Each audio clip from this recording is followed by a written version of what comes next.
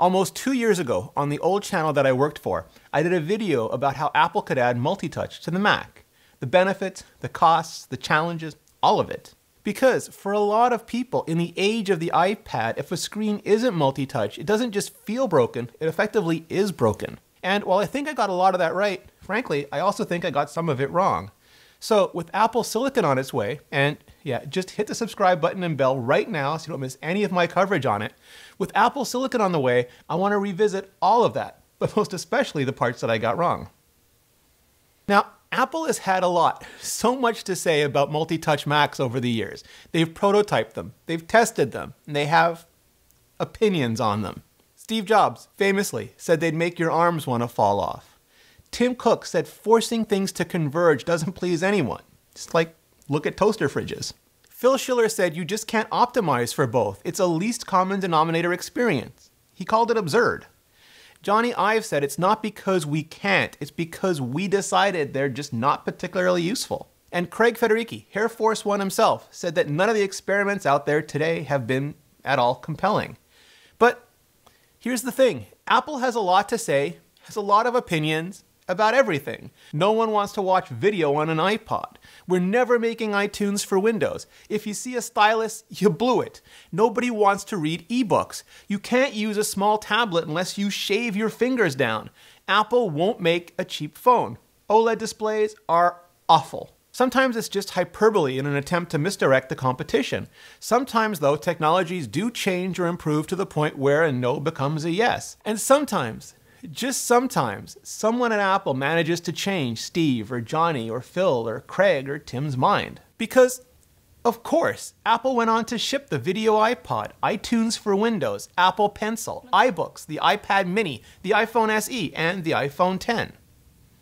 Now, Google just simply doesn't have a legacy graphical user interface. Google bought Android just as multi-touch was taking off, and they refactored it from a BlackBerry to an iPhone faster than you can say, where's my Pixel 4a?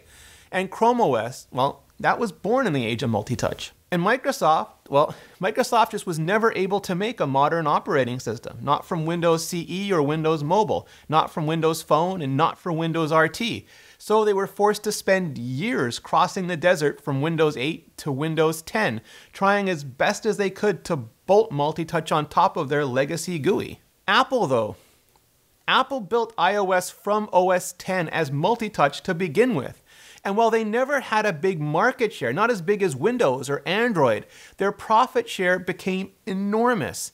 And so they're either caught or buoyed, depending on how you choose to look at it, by both a legacy GUI and a modern multi-touch operating system. And they may also have an even more modern augmented reality OS on the way. But that's probably a topic best left for a future video, so let me know if you want to see that in the comments below. But that's why, when Apple said they were happy to let the Mac be the Mac, namely an indirect pointer-based system, and the iPad be the iPad, namely a direct multi-touch-based system, I didn't really take them at their word so much as I took them at their circumstances. I just kind of assumed Apple wasn't being philosophical, but was being practical. In other words, even if they did want multi-touch Macs, taking a Windows 8 to Windows 10 amount of time to implement it it seemed like an absolute non-starter. Especially since, unlike Microsoft, they already had a hugely popular multi-touch system on the market, and never enough resources. And taking engineers off of what was gonna become iPadOS just to graft multi-touch onto macOS, and that seemed to make the kind of sense that just never did and never would. But a few things have changed since then, or I should say a few things have happened that have changed my mind. The Apple Pencil is just light years ahead of the old Palm Pilot stylus. The OLED on a modern iPhone or Galaxy phone is extra dimensionally better than the early versions. And the iPhone SE may be cheap compared to the iPhone 11, but it's by no means cheaply built or powered. My point is, executives misdirect, technology evolves, minds change. And here, I think my mistake was assuming it would take Apple several torturous Windows-like cycles to make the Mac multi-touch, where they announce and start in one version, transition through another, and finish-ish in a third.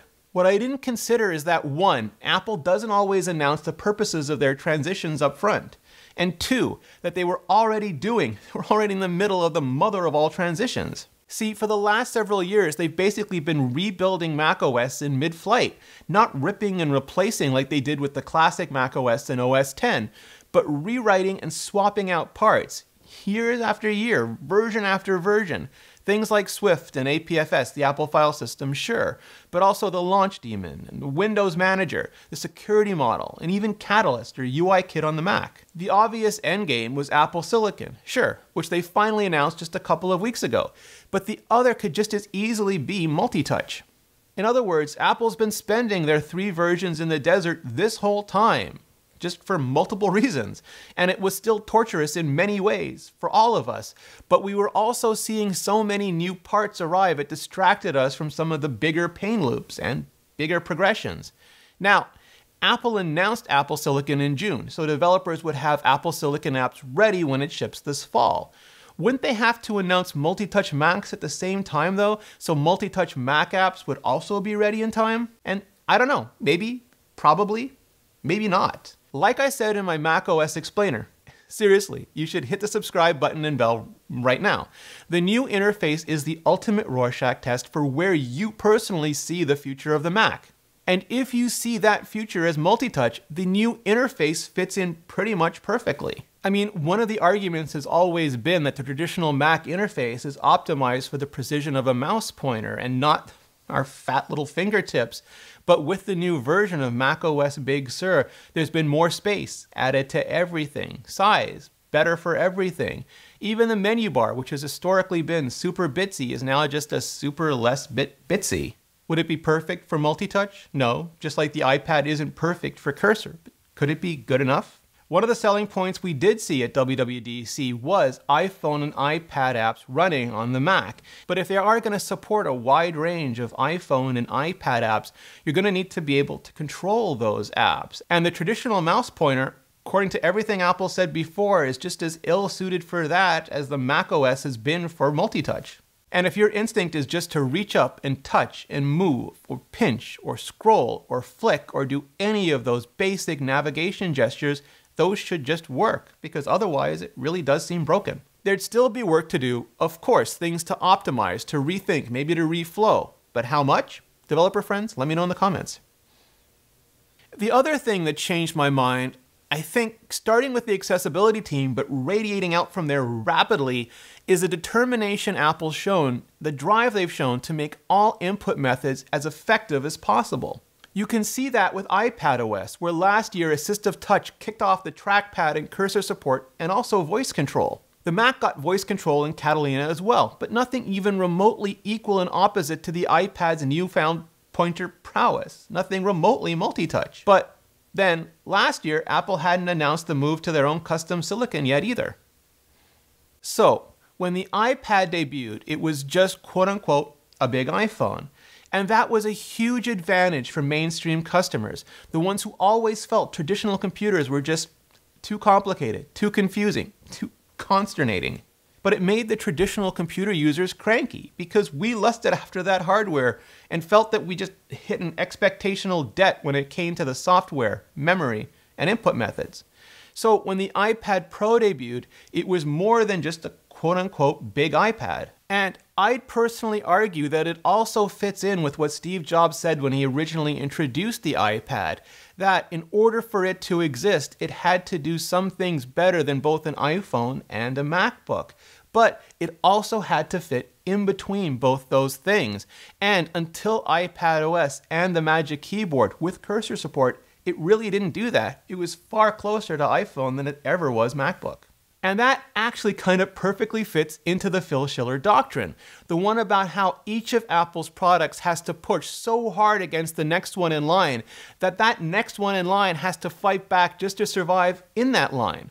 Watch pushes against iPhone, pushes against iPad, pushes against MacBook, pushes against iMac, and wow is the iPad Pro pushing hard against the Mac right now. Multi-touch native, but with a good enough pointer system to get by. So the question becomes, how does the Mac push back? By staying a traditional computing system, offering all the hobbyist and pro and developer and traditional form factor potential the iPad will just never do as well? Doing the higher memory and storage tasks the iPad can't? By staying all pointer? Or maybe by also offering just good enough multi-touch to get by. Supported by all the technology that Apple Silicon has implemented on the iPad and iPad Pro, with up to 120 Hz refresh and touch response going on for 3 years now. See, I've been thinking about this a lot now, and also discussing it a lot in my Patreon Discord. And yeah, I have Patreon now, patreon.com/ReneRitchie. I set it up right after quitting my big media job and old channel in March. Best timing ever, and starting this new indie channel. I needed a way and a community to help make these videos better. So when you sign up, you not only get access to that members-only Discord where we chat about Apple Silicon, iPhones, iPads, gear, workflows, all of it. You get to see scripts and outlines for most of the daily shows before they're even filmed. Sometimes early versions of the videos before they go live. Longer versions of interviews when they're available, like 45-minute long ones with Justine, Walt Mossberg, and more. And there are even ways to get your name in the description for every video, even the credits. To be even more involved in this community and contribute directly to the creation of these videos and future projects. And yeah, there are going to be some cool new future projects. Check out patreon.com/ReneRitchie. And thanks, sincerely, for your support. None of this would have been possible without you. For more on the new Macs, check out the playlist above. See you next video.